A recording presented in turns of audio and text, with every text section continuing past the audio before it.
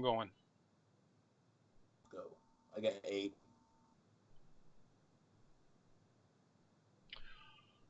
Good evening, ladies and gentlemen, or good morning, or good afternoon, or good whatever it is, wherever you are. Welcome once again to Nerd Week Live here on YouTube, brought to you by us, the folks at Nerd Caliber. I'm Rodney Brown. I'm the editor-in-chief of Nerd Caliber, first-person shooter on Facebook, Burley_adopter on the Twitters. And joining me as fairly often and fairly commonly in the last few weeks, directly below me on your screen is Sir. Introduce yourself. Hello, my name is Byron D0, social justice warrior, podcaster, and contributing writer for various aspects of Nerd Caliber. Also, social media guy. I run my own little podcast on the interweb called We Trash Can Podcast, and I'm currently in the works of an additional podcast about attention deficit disorder. Ooh. More details about that in the future. It will be a solo podcast, and it's going to be cool. I promise. Awesome. Byron's having a little bit of skitter issues, so that was Weeb Trash Can Podcast. So check that out, folks. And back after a long work-induced hiatus, and straight from the wilds of Siberia, based on that beard, over there with the bright crystal on your head, introduce yourself again, sir. Hi, everybody. Long time no see. It's Greg, a.k.a. Wonder Llama Cosplay and or Photography, depending on the whim of the day. Fresh back from Dragon Con. We're going to talk a little bit about that in a couple of minutes. Just do a quick hit recap of some of the fun and shenanigans that went on. And I think, Rodney, are we talking a little bit about what's coming up this weekend and a couple of other fun events we got going on after that? We are doing exactly that. Before we do that, I think that's Lobo.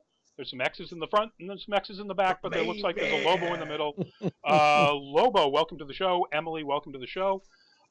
Yes, so we have a bunch of things. It's the fall. Conventions are just hitting us as fast as they can. This coming weekend, our two big ones, our Granite State Comic Con in Manchester, and we'll be talking a little bit more in depth about what we're doing there. And we will have Adam Etheridge at the Kalahari, where Colossal Con East is also happening, which is the best way to put that. Also coming up this weekend in Poconos, Pennsylvania. Do I detect a hint of sarcasm? It's not really sarcasm so much as trying not to associate ourselves with necessarily with the con per se. They've been having their issues, as we've all heard about. And if you haven't, go read the article on nerdcaliber.com.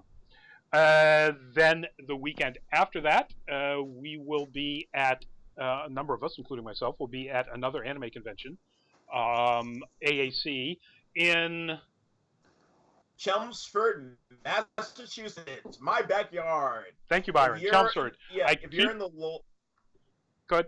If you're in the Lowell or Drake or Chelmsford area, please check it out. It's going to be at the Radisson Hotel. It's a good time. It's not super expensive. I highly recommend it. It's one of my favorite anime cons in this region. And I will have a little bit of a commentary about something they did recently at the end of the show. Lobo, hello and good night. Okay. Hopefully you'll hang around. Anyway, another anime convention, or AAC, is in Chelmsford, Mass. 2 weekends from now, and then, of course, the first full weekend in October. New York Comic Con. New York Comic Con. So excited. AKA try not to get con crud. Exactly. Please do not almost die out of New York Comic Con, as a wonderful photographer friend of all of ours almost did. So, at New York Comic Con, we will be running a panel. It's a panel we've done at PAX East, and it was born at Granite State Comic Con, which will be coming up this weekend. We'll also be doing that panel at Granite State Comic Con, and it is the Cosplay and Photography Shootout. It's an interactive event, and Greg, who came up with this idea, is going to tell you all about it. Yeah, hopefully we will see you guys at one or the other of those conventions. So, came up with this fun idea to do something in the lines of as a photographer, it's kind of similar to photo competitions without the nail biting, heart palpitation, kick in the gut that a lot of photo competitions are.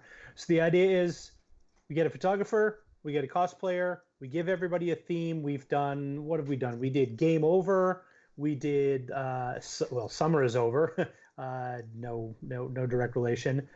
We did a horror theme. If you've seen the Nerd Caliber page on Facebook today, we posted the winning shot from last year. Basically, it's you put a team together, you get a theme, you get about a half an hour to go out onto the convention floor, the hotel, the outdoors. If I may, please. We put a random team of drawn at random a photographer and a cosplayer, so they don't know each other. Well, they may know each other. They don't know they're on a team prior to that drawing, and then being handed a randomly chosen, out of suggestions by the audience or from ourselves, topic on which to make an image. Exactly. Sorry about that. So, yep, it's a theme. So the idea is meet people, have fun, and you've got photographers who make art, you've got cosplayers who make art. Tell a story through that. I mean, if you're Batman, you've got 60 plus years of story built into the cowl. Pick any superhero, pick any anime character. You've got a story built in. So we just came up with this as a fun way to introduce people to each other that you might not otherwise know, give everybody a chance, whether you're just getting started, whether you've been a photographer for ages, whether you're a new cosplayer, whether you're an award-winning cosplayer, literally everybody in between. Please come down, check it out. It's free to enter. It's a lot of fun. Everybody that's done it has had a great time. There's no prizes, just bragging rights. If anybody, I think somebody may have graciously thrown in a ticket to this year's Granite State last year, but we can't count on that. That's a last-minute thing. So again, no prizes, no money. It's just bragging rights and having a good time and meeting some new people. Hope to see you. So that's Sunday at 1 p.m. at Granite State. And I'm sure we'll talk more about New York as we get closer. Yep. Just for those people who haven't seen any of these things, the winning photos are generally the best combination of really creative, like posing or setting ideas coming from the cosplayer, and really creative image construction coming from the photographer. And in every instance, and all the times we've done this, that's usually what nails the win. Yeah. Where you go, oh, that's a really brilliant idea, and it's often the cosplayer came up with it, and then it was executed perfectly or really, really well by the photographer. Yep, that's a good point, Roddy. So the idea is, the reason we do a theme and we don't just say, here's two people, go out, make a photo, and we'll all kind of collectively decide which photo is the best. We give you a theme, and you have to, the teams have to make a photo that reflects that theme. So, for example, at PAX, we did, the theme was Game Over. Some people took it as video game related and did stuff that was in that space. A couple of people did it more like, dude, game over. And it was like, laying on the floor with a bunch of scary looking people standing over them. So it's your interpretation of the theme. And the idea is to make a photo that tells a story about that theme. And does it clever, does it well, lights it interesting, poses interesting, etc. And the folks that actually recruited the EMT services to let them borrow a crash gurney. Wow. So it's wonderful creativity, even if you're not going to participate, and please, if you want to participate, show up and just look at all this amazing creativity that's going to be presented up on a screen as we do our critiquing, judging. It's more of a gentle critiquing. But, so Sunday, 1 p.m., Granite State Comic-Con, Manchester, New Hampshire, so Sunday the 15th. And just to let you know, it'll also be a Sunday at 2:45 p.m. at New York Comic-Con. But we'll talk a little bit more about that as New York Comic-Con comes closer. So, that said, we're about to jump into our first topic, and we were able to go a little bit deeper into this stuff in our promos, because we don't have a lot of topics. It wasn't a particularly busy week, unless you want us to talk about, like, Apple announcements, and nobody wants to talk about that. Yeah. There's a new phone. There's a new phone, and there's a new iPad, and yay. Anyway, but we are going to talk about this, and we're talking about this because how did we miss this? this news came out of San Diego Comic-Con, and we completely missed Oh yeah. that they are Yep. making a series out of the movie Snowpiercer. Yeah, that's been on my radar a lot lately, even in my inbox. Well, you should have. I wish you had thrown something in there earlier so we would have known about it. It just went right over my head. Never Well, saw I mean, it. from New York Comic Con. Oh, that's true. Yes, yeah, we've been getting a Yes. lot of press stuff out of New York Comic Con. Anyway, Snowpiercer, movie from 2014, Korean director Bong Joon-ho, had Captain America, Chris Evans, Tilda Swinton, Octavia Spencer, and a surprisingly really well done, interesting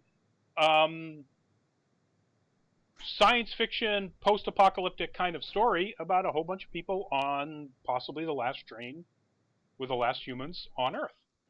And they're making a series out of it. I thought it was Now, is it going to be like? it was fascinating in that it was effectively like a bottle episode set in a sci-fi post-apocalyptic world where you knew what was happening, but they didn't spend all the time doing. I mean, there was plenty of effects, plenty of cool design, but it wasn't about the look at our CGI. It was about the drama that was happening on the train. It was I at the time when I first saw it, I kind of likened it to Murder on the Orient Express. No relation beyond a bunch of people on a train and they can't get off. And well, and Murder on the Orient Express, they do have problems with snow at one right, point. and there's snow. So yeah. Train, people, snow. That's the only overlap. But it's the same sort of idea where people thrown into a close quarter situation, you can amp up the drama by your acting, by your characters, by your storytelling, rather than relying strictly on whiz-bang effects. Yes. Byron, before I jump over to you, because you were saying something, love and hate are the same thing, ye.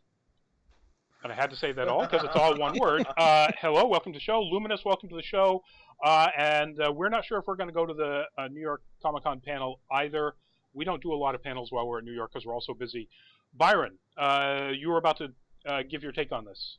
Yeah, so I was going to say, now, is there any word yet as to whether or not it's going to be interconnected to the film, or is it going to be like its own thing? So, it's interconnected in that it's set in the same universe and it's based on the same universe. I don't know if this train is like another train that the other one didn't know about, that there aren't just the one train, that there might be a couple. That seems to be the case because Jennifer Connelly is playing the person in charge, the Tilda Swinton type character, in charge of keeping everything going.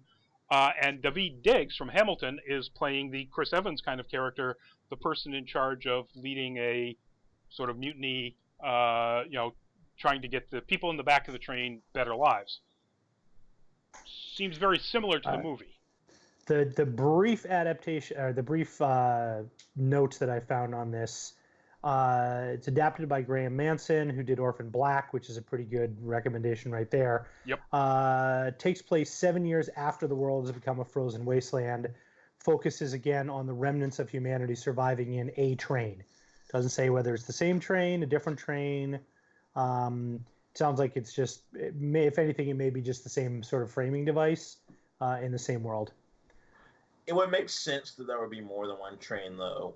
Yep. It also seems to imply, though, as I recall, and this isn't exact, because who knows, Alzheimer's, maybe.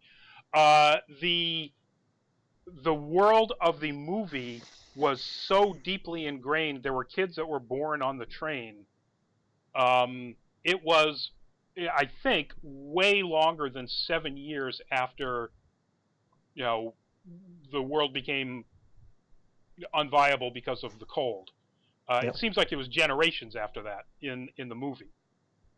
I may be misremembering that, so if anybody out there knows better than that, like Luminous, let me know. So that would be one difference. It might be set sort of like Fear the Walking Dead, it's at the beginning. Maybe not a great comparison, but... You never know, though. So, early 2020, spring 2020, is apparently when we're going to get to see this on TBS, of all things. Oh, Wow. It's funny how the original crop of basic cable companies are now scrambling to keep up with Netflix, Amazon, Hulu. It's pretty wild. Well, it worked for Well, AMC. I mean, and AMC has done fantastic Put with them back on the map. Yep, Mhm. absolutely. They want to stay relevant in this whole cord-cutting society that we have now. Yeah, you can squeeze it in between, King of Queens and Everybody Loves Raymond replays. So anyway, or basketball tournaments. That is TBS. I would honestly rather spend the rest of my life on a train hurtling around a frozen wasteland than watch either of those shows. Same, fam. Same. Yeah, maybe. Anyway, moving on to our next topic. We have yet more casting news about Wheel of Time, and Agent Zero is going to join Wheel of Time. All of the news about this, Daniel Henney is going to be joining the cast of the upcoming series Wheel of Time. All of the news talks about this guy from Criminal Minds and Hawaii Five-0, and yes, he's been, for years, regulars on that. He's going to be playing Alan Mandragoran. Anyway. Salty X Pepper, welcome to the show. He's a Lord of the Seven Towers. I remember him as Agent Zero from the So Bad You Love It X-Men Origins Wolverine. And that's why I picked that photo. Oh, I do remember him from that. Jesus Christ. That's going deep. That's going deep. Deep. He's also a huge star in his native Korea, so that's my pee's gonna burn after that one. Or after the cocktails you've been drinking, but one or the other. So anyway, it's still not a huge name. I mean, he's well known for people who love Hawaii Five-0 or Criminal Minds, and Marvel nerds like me. But he is more well known than almost any of the other people they've cast as core members of the show, except for, of course, Rosamund Pike, who is Moiraine, plays the sort of lead character of the show. Isn't Lin-Manuel Miranda writing the script for this, or am I thinking of another series that you? No, you're thinking of. He's involved in the Name of the Wind, the Kingkiller Chronicles. Oh yes. Which we haven't seen much of anything about lately, but he's also involved in the adaptation.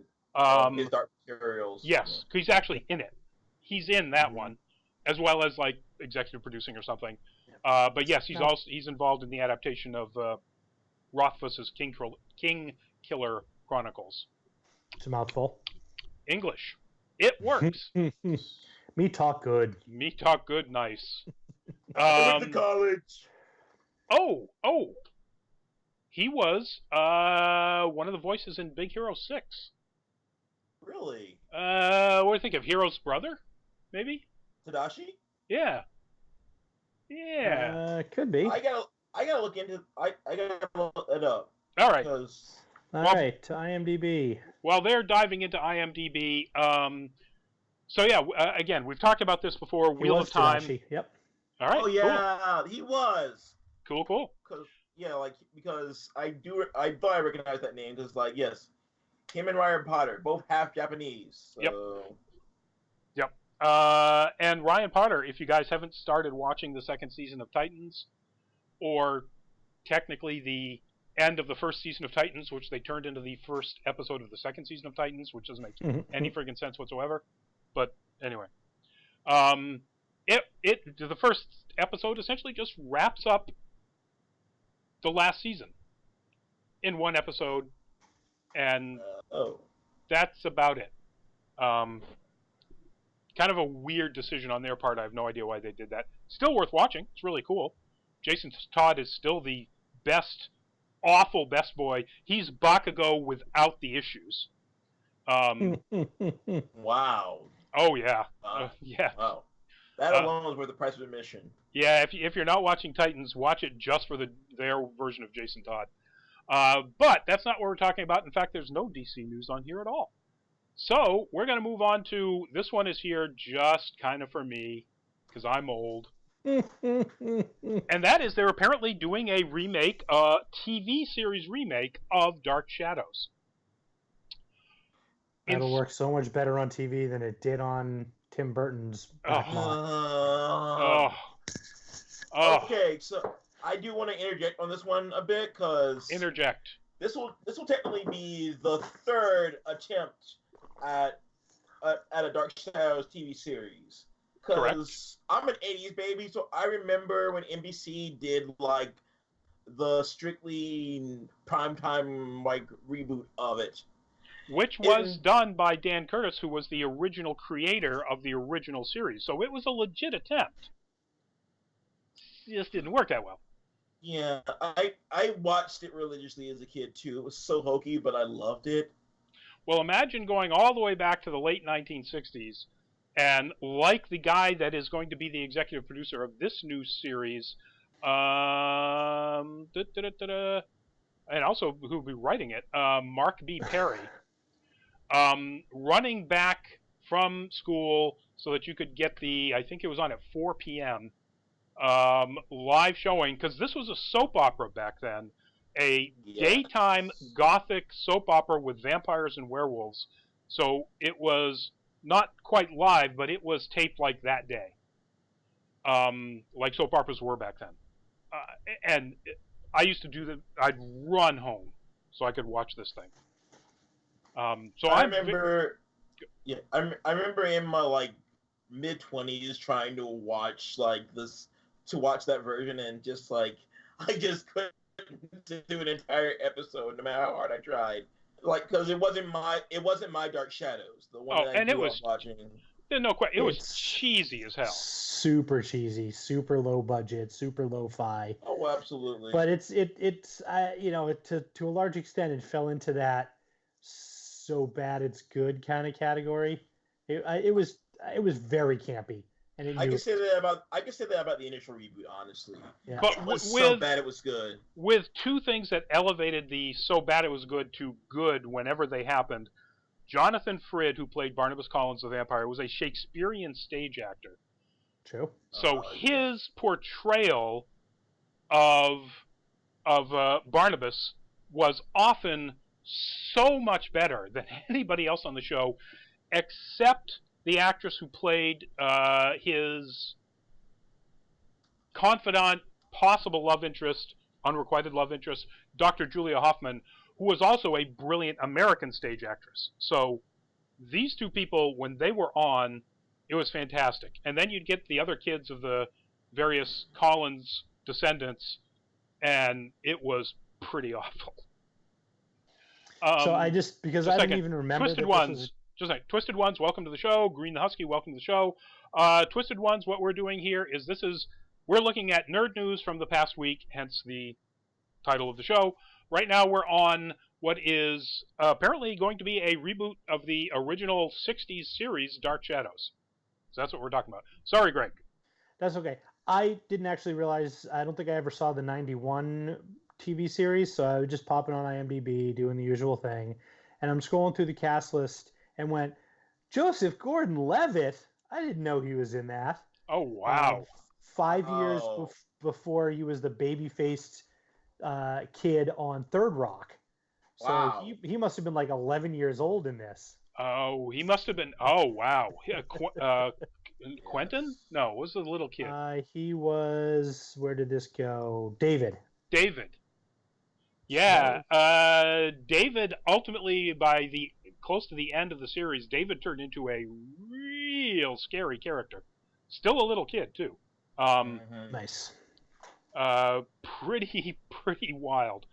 And back then it was all tension scare, because they couldn't do jump scares to any real extent. They certainly couldn't do gore or anything like that. It'll be interesting to see how the new show, in the light of so many actual soap opera horror, which had plenty of gore like True Blood, or had plenty of soap opera drama like all the CW, the originals, and all those vampire stories.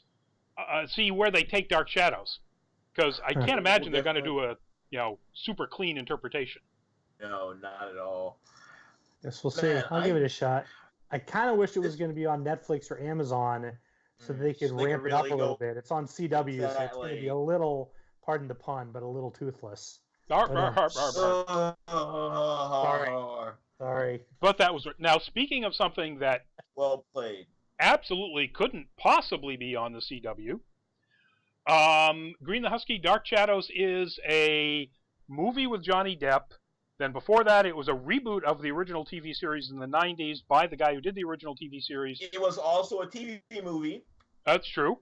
But it was mostly known for a 1960s daytime soap horror with vampires and werewolves half-hour episode TV series. And set in Collinsport, Maine, the fictional town of Collinsport, Maine, as a kid who grew up in Maine. Another reason why I loved it. Jerry, hi, welcome to the show. So, moving on to, like I said, this would never possibly ever hit CW without tons of editing. Tank Girl. They are apparently rebooting the movie Tank Girl.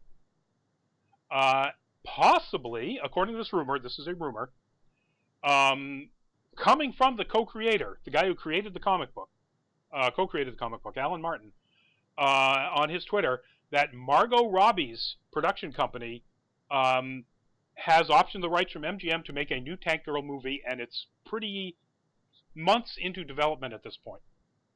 Ooh. I think I might like this. I would love it if Margot Robbie actually played the titular character. That would be even cooler. That would be very cool. I would like that. I can think of so many people who would be wonderful playing Tank Girl. I mean, that's just, anybody who wants to be a, post-apocalyptic, a punk that wakes up in a post-apocalyptic universe, you're there. Got to do it. You think they'll get Ice-T out of pseudo-retirement for that?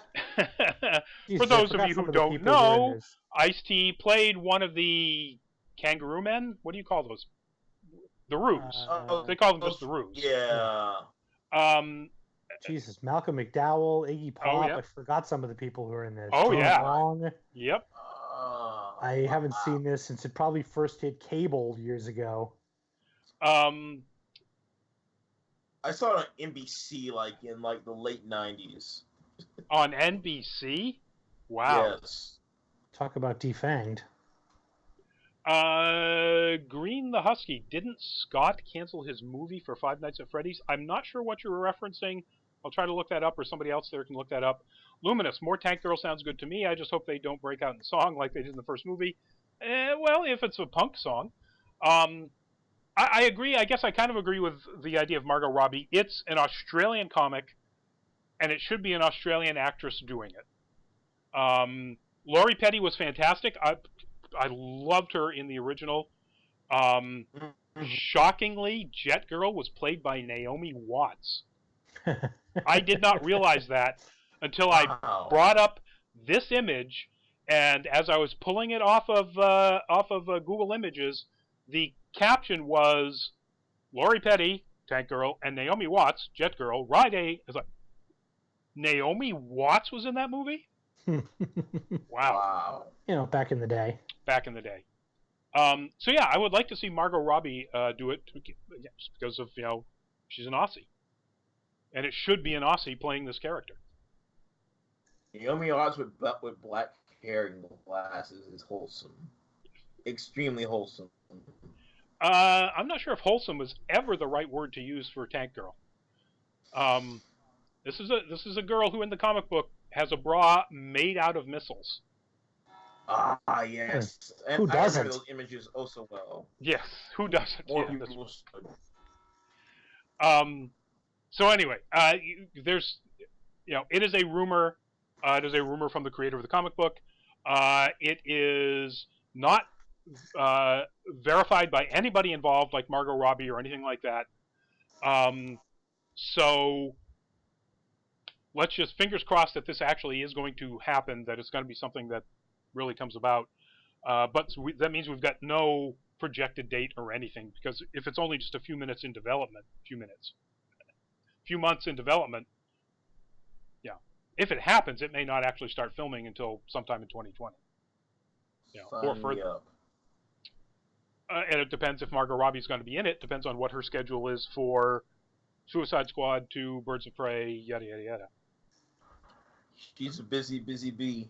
She am. And that brings us to... But actually, since I never explained why this wouldn't work on CW, the movie was rated R, correct? Do you still have it up on IMDb? I'm pretty sure it was. The comic book is way more R than the movie ever was. So super raunchy. If you're going to be making this as anything remotely like it's intended to from the comic or even the movie, then there's no way this plays on CW. Yeah, rated R. Yeah. No, and it would suck if they totally neutered it and made it just some post-apocalyptic thing with some people in it. Yeah. It wouldn't be fun. It wouldn't be fun. All. So, moving on to our last topic. Our last topic is something that is definitely not going to be R-rated, but is still awesome in my mind, if it turns out to be true. The pretty solid rumors out there right now is that young lady, Haley Steinfeld, who was in Bumblebee, who's been in a whole bunch of cool things, Yes, she has. including the Coen Brothers remake of True Grit. Which is why I'm looking at it like, I know this. Why do I know this girl? That's why. Has been cast as Kate Bishop in the upcoming Disney Plus Hawkeye series. And I think this is a great casting. My only experience of her work was in True Grit, which I thought she was fantastic. So I haven't seen Bumblebee yet. Oh? Okay, sorry. I'm taking a quick look on IMDb at her credits. She did the voice of Gwen Stacy in Into the Spider-Verse. That's right. Yes, she was also Gwen Stacy in... And if anybody saw it, she was Petra in Ender's Game. I did not. Nope. Yes, she was. Getting crickets there. Oh, Rodney saw it. You're right. Holy Toledo. Not a demanding role. Certainly in comparison to the other roles, even Harrison Ford's role was, it needed a lot of nuance, and he did it, which is pretty surprising. But still, that was a great credit. That makes I'm just even more on board now. Hawkeye, the team for football. Green the Husky. Hawkeye, the team for football. Hawkeye, the character from the Avengers, and in the MCU from the Avengers movies. In the comics, there was a sort of reboot of Hawkeye where he got his own comic book starting back about 8 years ago or so. That was written by the wonderfully brilliant Matt Fraction. My blue light just went out. That was written by Matt Fraction, and it is one of the best, most enjoyable Hawkeye stories, long runs, it ran for years, ever put out. And in it, Hawkeye takes on, as a partner, Hawkeye. Hawkeye was out of the commission for a while. He was functioning as Ronin. If you've seen Avengers Endgame, you know what that's all about, sort of. And so there had to be a Hawkeye. There didn't have to be, but in the Young Avengers, this character named Kate Bishop, who was also an incredibly talented archer, took on the mantle of Hawkeye and was sort of given the approval by the Avengers to call herself that. So in the Matt Fraction series, there are two Hawkeyes. There's Clint Barton, and then there's this wise-ass, wonderful teenager named Kate Bishop, who is the best foil for a rapidly going deaf, constantly getting bones broken, non-superpowered guy fighting in a team with gods like Thor, Hawkeye. And it's wonderful. And that seems to be based on the fact that they completely stole the logo from that run of Hawkeye for the Disney Plus series. that seems to be the direction they're going with the Disney Plus series. That makes this casting of Kate Bishop very important, and potentially very important for the overall MCU. Absolutely. Because, I mean, yeah, Haley Steinfeld definitely has enough pull in Hollywood now with all the work she's done to give this character some weight in, like, the cinematic universe. Like, she when it comes to, like, pop culture, like, most of nerdy films, she's the it girl at this point. Yep, I'll buy that. And now the reason we're bringing up the MCU here, obviously the Disney Plus series is, as they've said, they are connected to the MCU. And we know for sure with the announcements of like WandaVision and then Wanda being part of Doctor Strange Multiverse of Madness, they're really deeply connected to the MCU movies. The implication is that with the addition of Kate Bishop to the TV lineup and the adjustment after Endgame of Cassie Lang as a teenager now, because of the 5-year time jump in Endgame. Yes. You have not to mention Monica Rambeau. Monica Rambeau, who's been announced is going to be a character in WandaVision. Yes. Yes. You have the potential of the Young Avengers. Now, they didn't announce a Young Avengers movie in Phase 4, but that doesn't mean that that's not the path that they're going to go down. They certainly are going out of their way to create characters that are in the Young Avengers as part of the overall MCU greater universe now when you add the TV stuff. So this could be, yes, she's a character in an upcoming series that's going to have 10 episodes in, a couple of years. She could also wind up being in some upcoming movie. That's where her character may be introduced in a movie before then. We don't know. But fingers crossed that this does lead to the Young Avengers. Here's hoping. So, Greg, you're reading a lot of IMDb stuff, but you're not saying a whole lot about. I don't have a whole lot to contribute. This is kind of outside my usual ken. Well, I gotta say, if there's anybody in this group of the three of us who would identify so deeply with Matt Fraction's version of Clint Barton, it's you. So me? Yeah, you should read. The humor. I'm old and I have broken bones a lot. No, but the humor is right up your alley. It is perfect. You'd love it. Snarky and inappropriate. The sounds about right. The tracksuit wearing Russian. That's what it said in my high school yearbook. The tracksuit wearing Russian gangsters. You'll read those guys and you will start cosplaying them immediately. Okay. So, love it. I mean, that's where they introduced like some of the best. The AIM line research scientists as being just dudes who are working for a paycheck.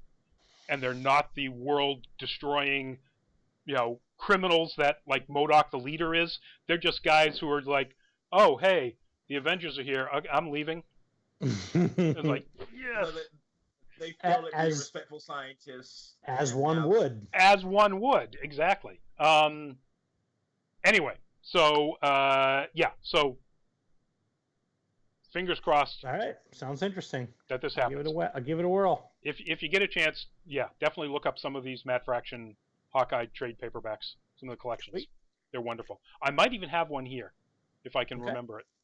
All right, so it is time to wrap this up with something we haven't done in quite a while, the Could You Please or Could You Not, where we kind of praise or call out people who might have done something worth noting or worth noting.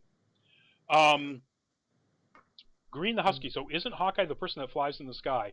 No, Hawkeye is completely unpowered, and he's the archer in the MCU, guy with a bow. Green Arrow, but Hawkeye's a punchline with a bow. Yes, pretty much. Yeah. If you get a chance, go on YouTube, look up the Hawkeye skit for Saturday Night Live.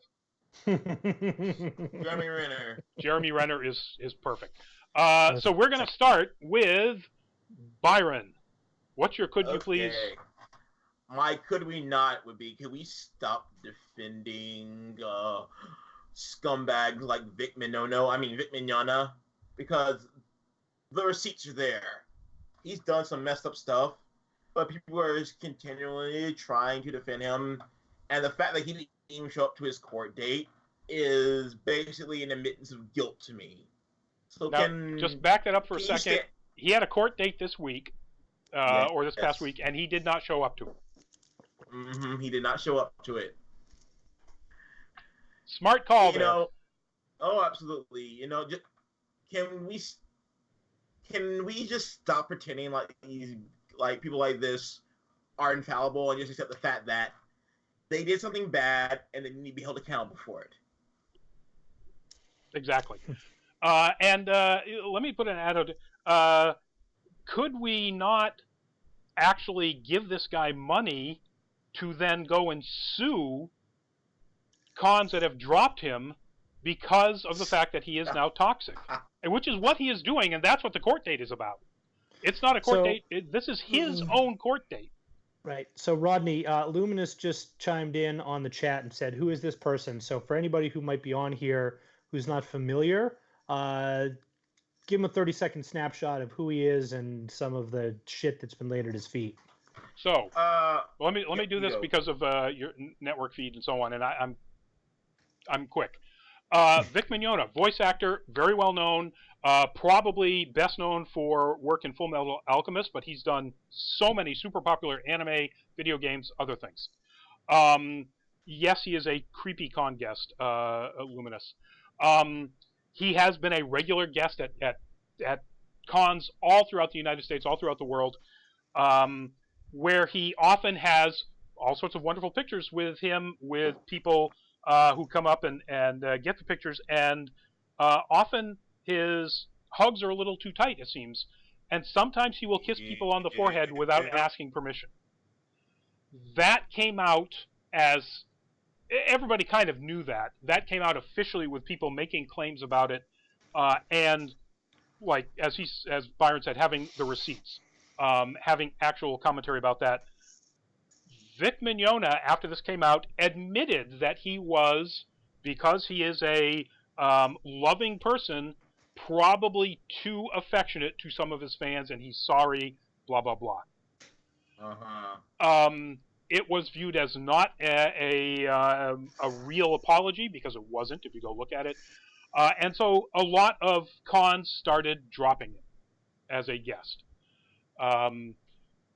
There's other stuff that we don't want to get into about, fallout from other voice actors who have sort of gotten tied into this and accusations of even more horrible things. That's not about Vic. And so Vic turned around and, somebody created a legal defense fund for him on Kickstarter, and it raised a crap ton of money, which pisses me off. And so Vic then turned around and sued Funimation for dropping him from some things, sued cons for dropping him. Did he sue Mr. Teeth? He might. I don't know. I don't know if that's in the lawsuit. I know it was Funimation, and I know it was some of the cons that have dropped him. So Luminous, and everybody else, if you don't know, that's who Vic Mignogna was. So yes, Vic, people, please stop defending the guy. Get real. Yeah. Greg, do you have one? I'm going to go after that. I'm going to go with a positive. Can we please? Can we please have more Dragon Cons like the year we just had the couple weekends ago? We didn't do your Dragon Con. To be fair, it's entirely possible that horrible, terrible nastiness happened, but if they did, it was so small scale, it never made any news. It never made any talking about it over a drink. There was amazing cosplay. There was tons of great people there. There was the weather was super cooperative, considering there was a hurricane bearing down on on Georgia. It was just as drama free as anything I could think of. There was no news stories about a chair being thrown off a balcony, off of beer bottles being thrown. Happened in previous years, folks. That's what he's happened in referencing. previous years, exactly. So just great time all around. If you're interested, if you like cosplay photography, I was there. I did a ton of shooting. It's on nerdcaliber.com. Go check it out there.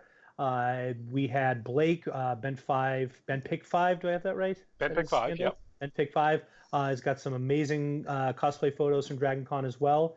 And for anybody who hasn't been there, isn't super familiar with it, it's like I think of this as like the Super Bowl of cosplay.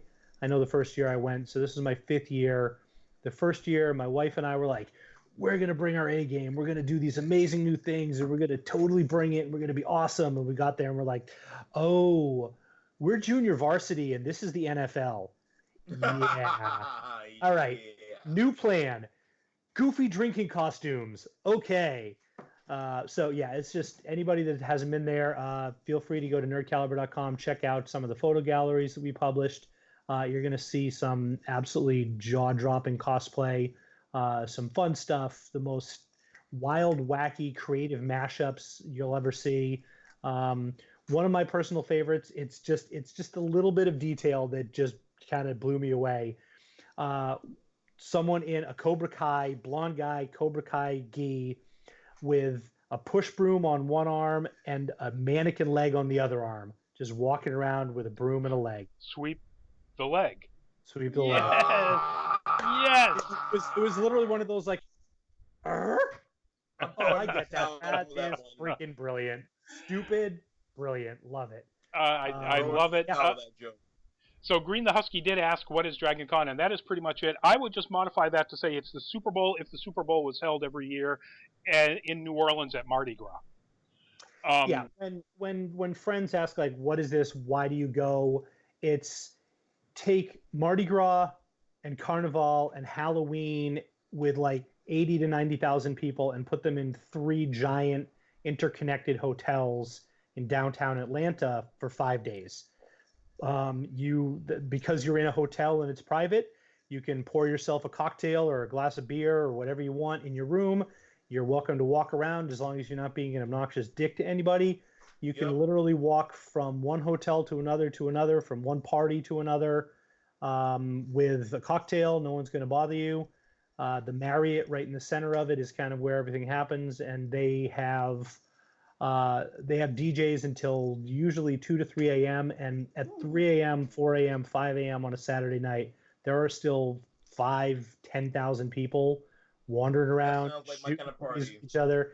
It really is. If you've ever been to any local conventions like Super Mega Fest, everyone kind of around here refers to that as like Baby Dragon Con. It's just a big fun event. Green the Sadly, Husky. there are no dragons at Dragon Con. Except for like Khaleesi cosplayers. Byron? Yeah, I was gonna answer Green the Husky's question. I'm like, there might be some dragon cosplayers, but you never know. There might be people selling dragon paraphernalia, but no actual dragons, unfortunately. There was a Godzilla cosplayer I saw in one of the photos. Yeah, just to highlight what Greg was saying, when I've gone down there and shot, I would stop shooting at around 1 in the morning because I was too exhausted, not because there was no longer thousands of people to take photos of. And if you don't want to go as a cosplayer, if you're a science fiction book nerd, you can pretty much go to panels almost 24 hours a day for 4 straight days on just the science fiction track. Yeah. They have different tracks. If you want to, tabletop games, you can play tabletop game tournaments from like 9 in the morning until 10 at night, and then just jump right back in when you're up after the partying. It's and everything in between. There's authors, there's TV shows, there's all sorts of fun movie panels where they show actors. They did a Spaceballs panel a couple of years ago, which is basically just a bunch of guys talking about how much they love Spaceballs, and then we watch the movie with a bunch of people in dark helmet costumes. So yeah, if you're a generalist like me, you're gonna be in hog heaven for that kind of con. Yeah, if you're a working photographer like me, you don't ever get a chance to see a panel ever because there's so much to shoot. Yeah. Anyway, moving on. My last, I've got a Could We Not, and our Could We Not is, we mentioned we're going to be at AAC in a couple of weekends. AAC, another anime convention, announced on its website that it was going to be conducting an 18-plus photo shoot, an official 18 plus photo shoot run by the con.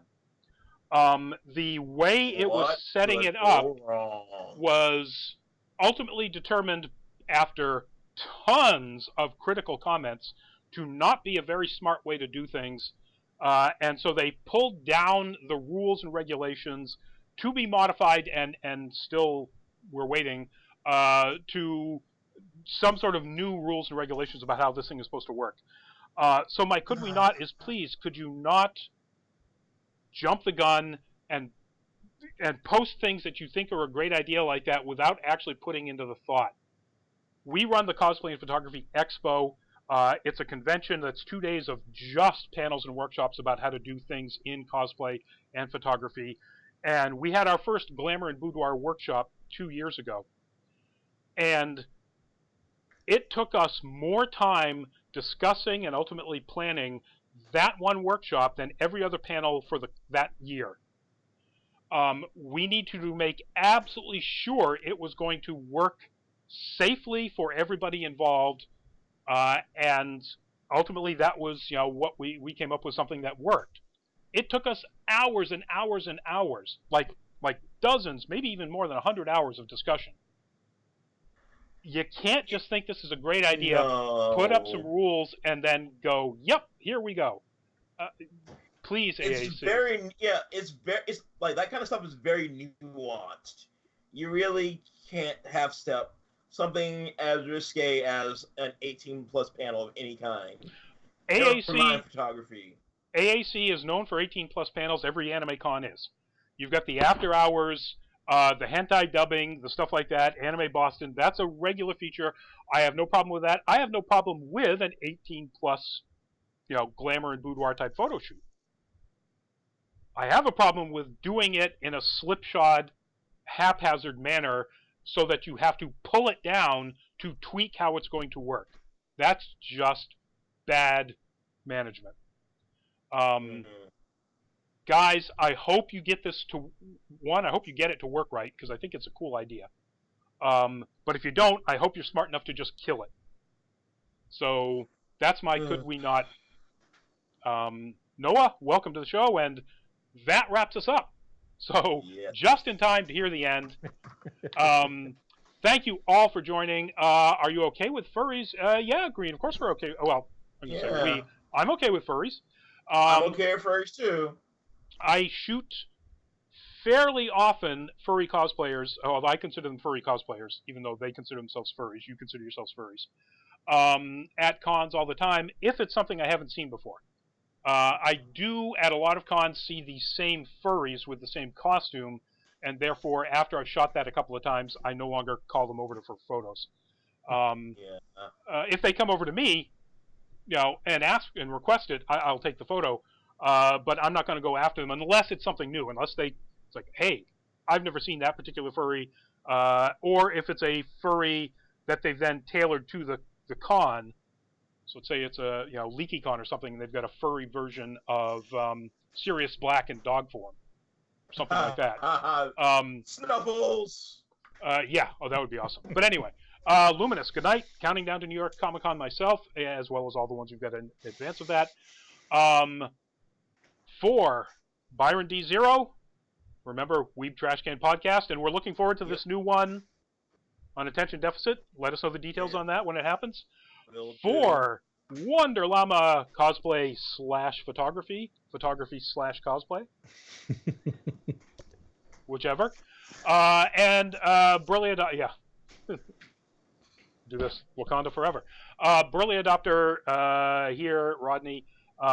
Thank you for joining us. We will see you next week. Hopefully we'll see a bunch of you at Granite State Comic Con, and if you are at all interested in the shootout Sunday at 1 p.m., come check it out, participate, or just look at the great images people are going to be producing. And with that, we'll see you next Tuesday. Bye-bye. See ya.